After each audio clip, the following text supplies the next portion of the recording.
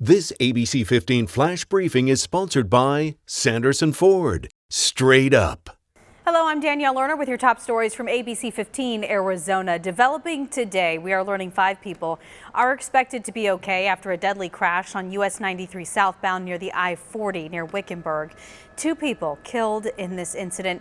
The Department of Public Safety saying one of their troopers is one of those who was injured. We're told the crash happened as that trooper followed a disabled motorist into Wickenburg to make sure they got there safely. That's when both cars were hit by another car in a no passing zone. At this time, it's still not known if impairment was a factor.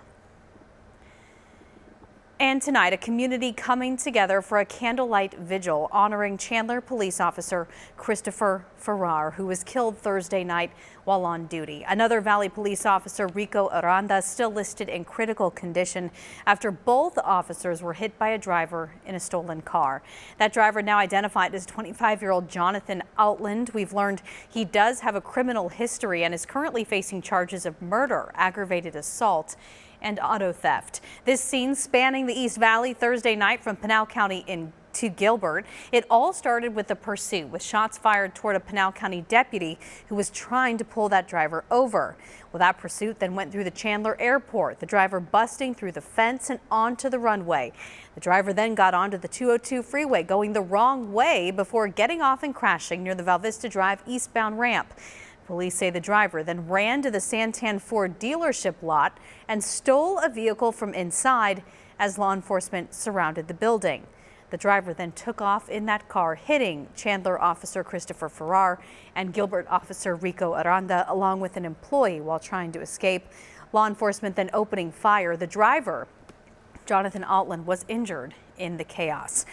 On Monday, the 100 Club of Arizona, a group that helps families of fallen officers, will be hosting a phone bank collecting donations in Farrar's memory. ABC 15 is teaming up with the organization on that effort, but you don't have to wait until Monday to help. You can make a donation right now by going to 100club.org/fallen.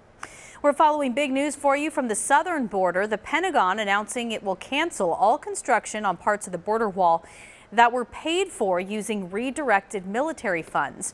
You might remember in early 2019, the Trump administration tapped defense dollars to finance additional construction because Congress refused to fund it.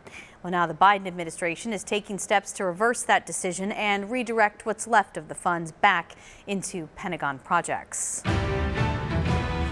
A major vaccine milestone in Arizona. More than 5 million people have now received at least one dose, and more than 2.2 million are fully vaccinated. That is just over 30% of Arizona's population. And 2 mobile vaccine units, they're launching in Pima County next week in an effort to boost vaccinations.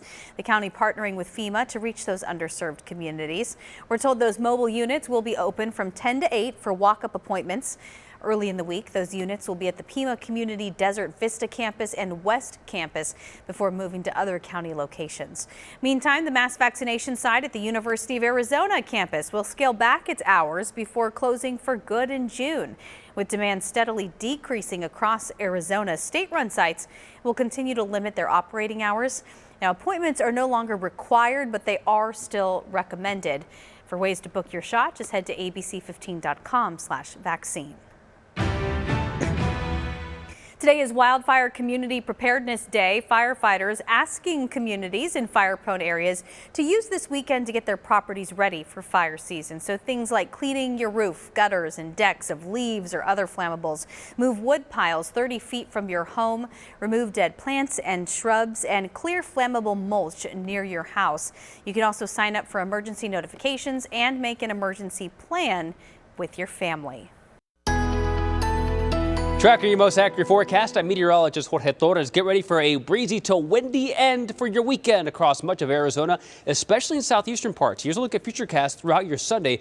Really cranking up in areas around Tucson and along the 10 east of the valley. The winds here will pick up too in the afternoon, anywhere from 15 to 20 miles an hour at times, gusting up to 25 to 30 miles per hour in the latter part of the day. Meanwhile, in southeast Arizona, we're talking about gusts of 45 to even 50 miles per hour at times, areas east of Tucson. So watch out for blowing dust along the 10 near Benson and Wilcox, for example. Not only that, we do have fire danger for the areas highlighted from southeast Arizona all the way to the rim and the White Mountains. So outdoor burning is highly discouraged too.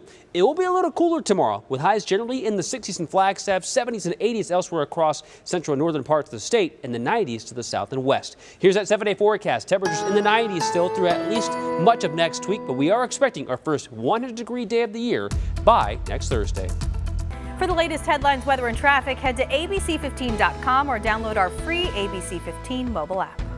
This ABC15 Flash Briefing is sponsored by Sanderson Ford. Straight up.